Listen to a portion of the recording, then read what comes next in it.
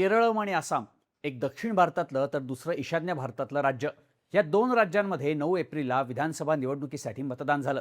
तसं पाहिलं तर दोन्ही राज्यांचं राजकारण एकमेकांपेक्षा खूपच वेगळं आहे. केरळमध्ये डाव्या पक्षांचं वर्चस्व आहे. तिथे काँग्रेस पक्षाची मोठी ताकद आहे. भाजपला अजूनही त्या राज्यात आपले पाय रोवता आलेले नाहीत. तर दुसरीकडं आसाममध्ये मात्र भाजप सगळ्यात जास्त ताकदवान आहे.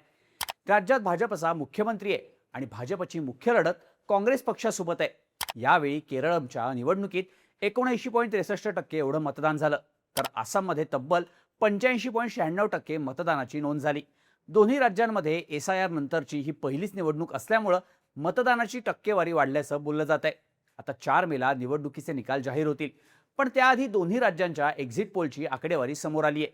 या दोन्ही राज्यांमध्ये कोणाची सत्ता येणार हा अंदाज या एक्झिट पोलमध्ये वर्तवण्यात आलाय. केरळ आणि आसामचे एक्झिट पोल्स नक्की काय सांगतायत, या राज्यांमध्ये कोणाच्या सत्तेचं भाकीत वर्तवण्यात आलंय, पाहूयात या व्हिडिओमधून. नमस्कार, मी शार्दुल आणि तुम्ही बघताय बोल व्हिडिओ. सुरुवात करूयात केरळमपासून. केरळच्या विधानसभेत एकूण 140 जागा आहेत. बहुमताचा आकडा आहे 71.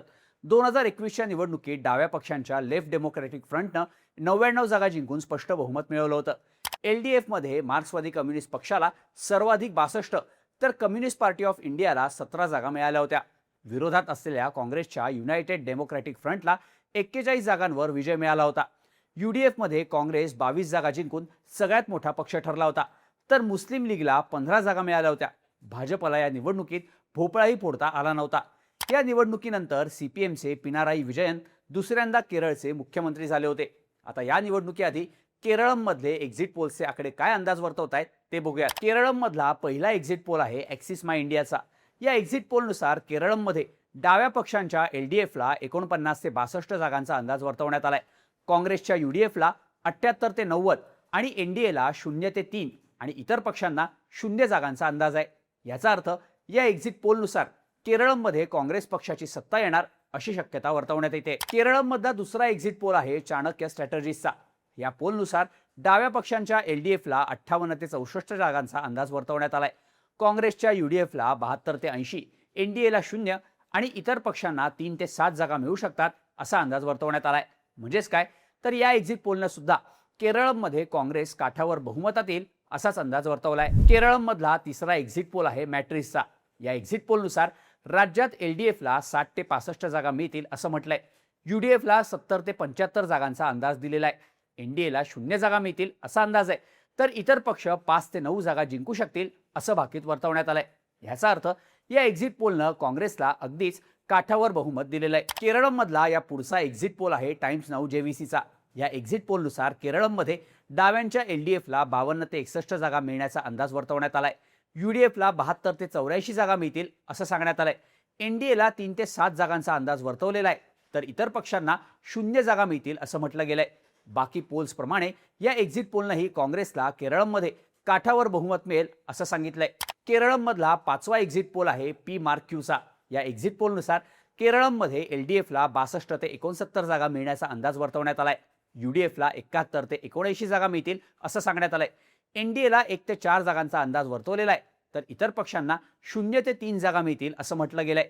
या एक्झिट पोलनंही काँग्रेसला काठावरच्या बहुमताचा अंदाज वर्तवलेला आहे. आता आकडेवारी बघूयात ईशान्य भारतातल्या आसामची. आसाम विधानसभेत एकूण 126 जागा आहेत. बहुमताचा आकडा आहे 64चा. गेल्या निवडणुकीत आसाममध्ये NDAला 75 जागा मिळाल्या होत्या. त्यात भाजपच्या सर्वाधिक 60 जागा होत्या. विरोधात असलेल्या काँग्रेस आघाडीनं 50 जागा जिंकल्या होत्या. यात काँग्रेस पक्षाला 29 तर AIUDFला 16 जागा मिळाल्या होत्या. आताच्या निवडणुकीत कोणत्या पक्षाला किती जागांचा अंदाज वर्तवण्यात आलाय ते बघूयात. आसाममधला पहिला एक्झिट पोल आहे ॲक्सिस माय इंडियाचा. या एक्झिट पोलनुसार आसाममध्ये भाजपला 88 ते 100 जागा मिळतील असं सांगण्यात आलंय. काँग्रेसला 24 ते 36 जागांचा अंदाज देण्यात आलाय, तर इतर पक्षांना 0 ते 3 जागा मिळण्याची शक्यता वर्तवण्यात आली आहे. बहुमताचा आकडा 64 असल्यामुळं या एक्झिट पोलनुसार आसाममध्ये भाजपला स्पष्ट बहुमत मिळताना दिसतंय. आसाममधला दुसरा एक्झिट पोल आहे टाइम्स नाऊ JVCचा. या एक्झिट पोलनुसार आसाममध्ये भाजपला 88 ते 101 जागा मिळतील असं म्हटलं गेलंय. काँग्रेसला 23 ते 33 जागांचा अंदाज देण्यात आलाय, तर इतर पक्षांना 2 ते 5 जागा मिळण्याची शक्यता वर्तवण्यात आली आहे.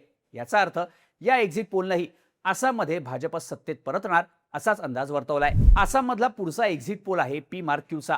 या एक्झिट पोलनुसार राज्यात भाजपला 82 ते 94 जागा मिळण्याचा अंदाज वर्तवण्यात आलाय. काँग्रेसला 30 ते 40 जागा मिळतील असं म्हटलं गेलंय आणि इतर पक्षांना 1 ते 5 जागा मिळण्याची शक्यता वर्तवण्यात आली आहे। याचा अर्थ आधीच्या एक्झिट पोलनुसार पी-मार्क-क्यूच्या एक्झिट पोलनंही आसाममध्ये भाजपची सत्ता कायम राहणार असाच अंदाज वर्तवलाय। आसाममधला चौथा एक्झिट पोल आहे मॅट्रिक्सचा। या एक्झिट पोलनुसार आसाममध्ये भाजपला 85 ते 95 जागा मिळण्याचा अंदाज वर्तवण्यात आलाय। काँग्रेसला 25 ते 32 जागा मिळतील असं म्हटलं गेलंय आणि इतर पक्षांना 6 ते 12 जागा मिळण्याचा अंदाज आहे। या एक्झिट पोलनुसार आसाममध्ये हिमंत बिस्वा शर्मा यांची सत्ता परत येणार असंच सांगण्यात आलंय। आसाममधला 5वा एक्झिट पोल आहे पोल डायरीचा।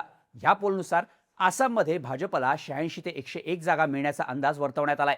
काँग्रेसला 15 ते 26 जागा मिळतील असं म्हटलं गेलंय आणि इतर पक्षांना 3 ते 7 जागा मिळण्याचा अंदाज आहे। या एक्झिट पोलनं सुद्धा राज्यात भाजपचा दणदणीत विजय होणार असाच अंदाज वर्तवलाय। थोडक्यात काय तर सगळ्याच एक्झिट पोल्सनुसार केरळमध्ये काँग्रेस आणि डाव्या पक्षांमध्ये अत्यंत अटीतटीची लढत असल्याचं म्हटलं गेलंय।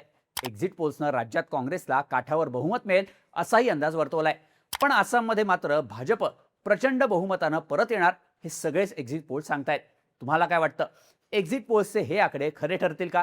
केरळ आणि आसाममध्ये कोणाची सत्ता येणार याबद्दलच्या तुमच्या प्रतिक्रिया कमेंट करून नक्की सांगा आणि अशाच माहितीपूर्ण व्हिडिओसाठी बोल बिडूच्या YouTube चॅनलला सबस्क्राईब करायला विसरू नका।